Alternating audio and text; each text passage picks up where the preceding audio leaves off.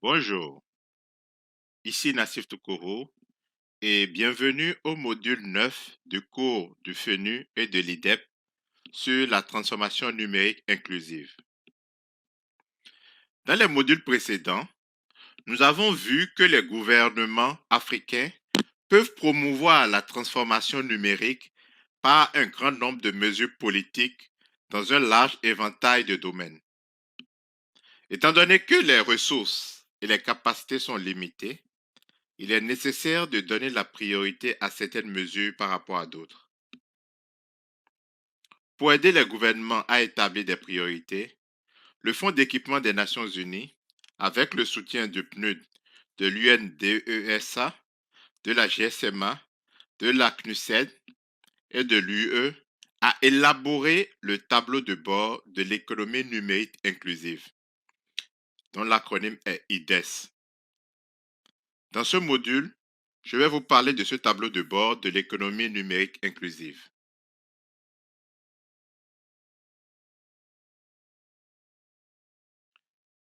L'IDES est un outil permettant de réaliser une analyse de la situation. Tout d'abord, il fournit un modèle pour mesurer et suivre le niveau de développement ainsi que le caractère inclusif de l'économie numérique d'un pays. Deuxièmement, les données collectées à l'aide de l'outil génèrent un ensemble de scores ainsi qu'une série d'éléments visuels. Ceux-ci permettent au gouvernement et aux autres parties prenantes d'identifier les principales contraintes du marché qui entravent le développement d'une économie numérique inclusive. Enfin, l'analyse de ces contraintes peut les aider à faire des choix nécessaires parmi toutes les politiques possibles et à fixer des priorités. Les priorités peuvent être formalisées dans une stratégie nationale de transformation numérique inclusive. En mettant l'outil à jour chaque année, les gouvernements peuvent suivre les progrès réalisés par rapport aux objectifs de leur stratégie et, le cas échéant, adapter ces dernières. En d'autres termes, l'outil permet au gouvernement de mettre en pratique l'élaboration de politiques fondées sur des preuves. Conformément à la stratégie de transformation numérique de l'Union africaine, l'outil IDES du FENU est divisé en quatre piliers fondamentaux: politique et réglementation, infrastructure, innovation et compétences.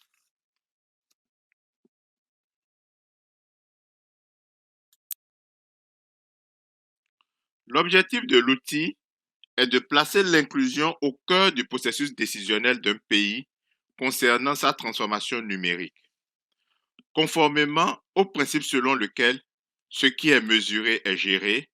L'outil comprend plusieurs indicateurs d'inclusion pour chaque pilier.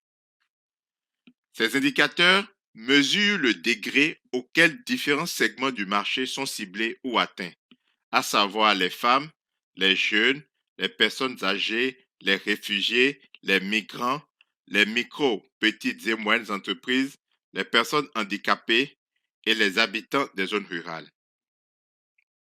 Le score d'inclusion numérique mesure le niveau d'inclusion dans l'économie numérique, tandis que le score de fracture numérique mesure le niveau d'exclusion.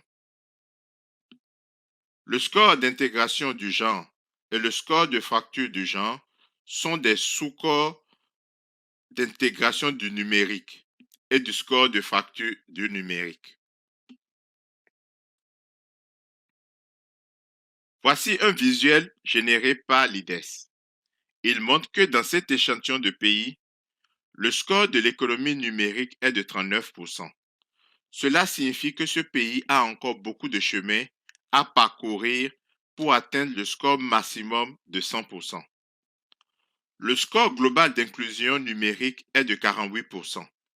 Cela signifie qu'en moyenne, l'économie numérique comprend environ 48% de ruraux, de femmes, de jeunes, de personnes âgées, de réfugiés, de migrants, de personnes handicapées et de petites et moyennes entreprises. À 52%, la fracture numérique est considérable. Le score d'inclusion des femmes est de 71%. Ce score est un sous-score du score global d'inclusion numérique. Il montre que l'économie numérique inclut les femmes à environ 71%. Cela signifie que le gouvernement et les parties prenantes accordent plus de considération aux femmes qu'aux autres segments. La fracture numérique entre les sexes de 29% montre que les femmes sont moins exclues que d'autres groupes marginalisés. Ce radar de l'économie numérique est un autre visuel généré par l'IDES. Le score de l'économie numérique est la moyenne pondérée du sous-score pour chacun des 4 piliers, chaque sous-score contribuant pour un quart. Chaque segment indique la valeur du sous-score d'un pilier.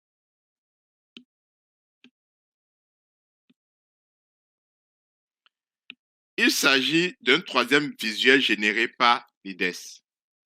Pour chacun des segments de marché vulnérables, le graphique indique le niveau d'inclusion dans l'économie numérique et le niveau d'exclusion de celle-ci. L'IDES a été conçu comme un outil politique pour le gouvernement. L'outil est composé d'indicateurs provenant de sources de données mondiales et d'indicateurs qui doivent être collectés au niveau national. L'équipe mondiale du FENU pré-remplit le tableau de bord du pays avec des données provenant des sources mondiales. Et l'équipe nationale du FENU organise des sessions de travail conjointes afin d'examiner les données mondiales et d'alimenter l'outil avec des données provenant de sources locales. Le processus de collecte et d'analyse des données au niveau national nécessite une approche globale du gouvernement et la participation de toutes les parties prenantes impliquées dans la transformation numérique. Cela permet non seulement de s'assurer que les données les plus récentes et les plus pertinentes sont incluses, mais c'est aussi un moyen efficace de parvenir à un accord sur les scores et d'obtenir l'adhésion aux conclusions. Le FENU s'engage fermement à aider les pays à compléter l'IDES, ainsi qu'à mettre à jour les données chaque année. Dans les 28 pays où le FENU a mis en place une équipe nationale, il offre une assistance technique, des services de facilitation ainsi qu'un contrôle de qualité. Tout pays intéressé par la mise en œuvre de l'IDES peut contacter le FENU pour envisager les meilleurs moyens de mettre en œuvre l'IDES. Merci de votre attention.